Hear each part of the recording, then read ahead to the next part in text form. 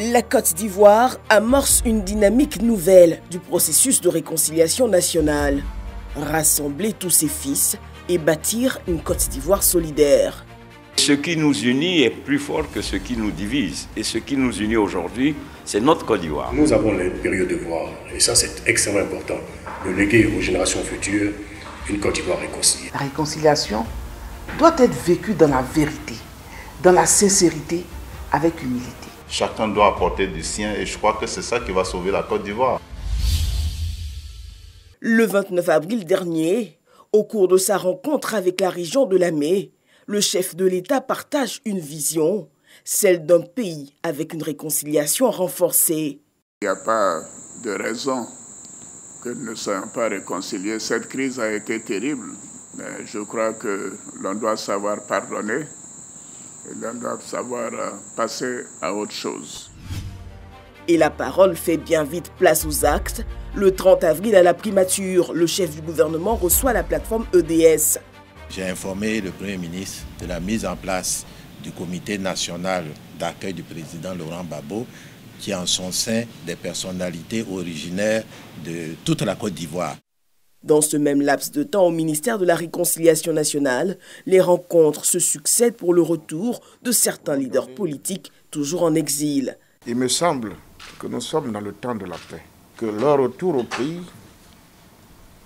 vienne aider à consolider la paix.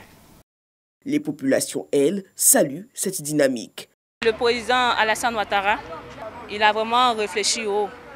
Et c'est un grand homme, c'est un homme de cœur. Cette décision devait être prise depuis, parce que ça allait plus consolider l'union et puis la paix en Côte d'Ivoire. M. Laurent Gbagbo a ses partisans qui, certains souvent se mettent à l'écart de la construction du pays parce que leur leader charismatique n'est pas là. Avec l'arrivée de M. Laurent Gbagbo, je pense que les esprits vont s'apaiser et puis les choses vont aller. Tout ce que peut dire, c'est merci au président, vraiment merci. Vous avez fait un très grand geste en faveur de la population ivoirienne. Sur la scène politique, l'on est bien conscient de ce souffle nouveau en faveur de la réconciliation nationale. Pour Anne-Désiré Ouloto, le chef de l'État Alassane Ouattara a donné l'exemple dès son accession à la magistrature suprême. À tous les fils et les filles de ce pays et à tous ceux qui vivent sur notre sol, je vais lancer un message solennel à la réconciliation, au rassemblement et à l'espérance. Rassembler, c'est la vocation de la République. Pour Anne Ouloto, la réconciliation doit se faire dans la sincérité. Tous les acteurs d'une crise sont concernés par la réconciliation. C'est la raison pour laquelle il est important que la réconciliation se fasse dans un processus. Je demande pardon. J'accompagne ce pardon d'actes forts pour réparer. Et je m'engage à ne plus recommencer. Je promets que cela ne se reproduira plus. Un processus qui, justement, pour l'UDPCI, doit bien prendre en compte les populations. La réconciliation est certes la réconciliation des politiques, des hommes politiques, des acteurs politiques, mais la réconciliation aussi entre les citoyens ordinaires, donc des actions de proximité qui contribuent à consolider la cohésion nationale.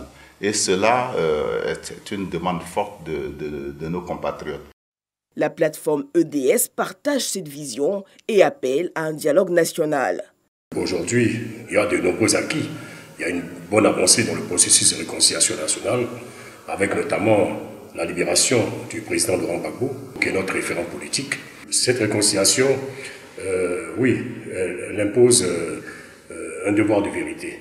Un devoir de vérité et de repentance. Vérité et repentance dans tous les camps, quel que soit tous les camps.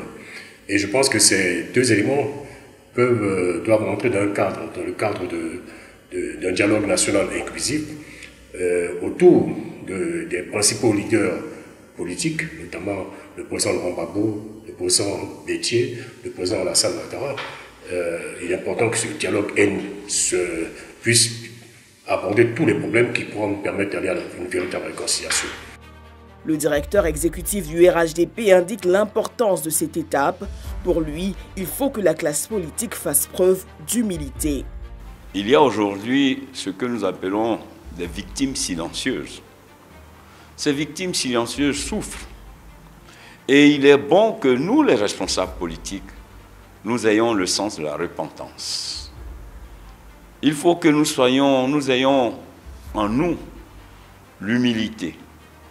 Et c'est ce sens de l'humilité et la repentance qui vont aider à apaiser les cœurs et les esprits des uns et des autres. Je voudrais donc en appeler à une solidarité, à une vraie chaîne de solidarité autour des valeurs de tolérance, autour des valeurs donc de pardon, mais surtout autour des valeurs d'humilité.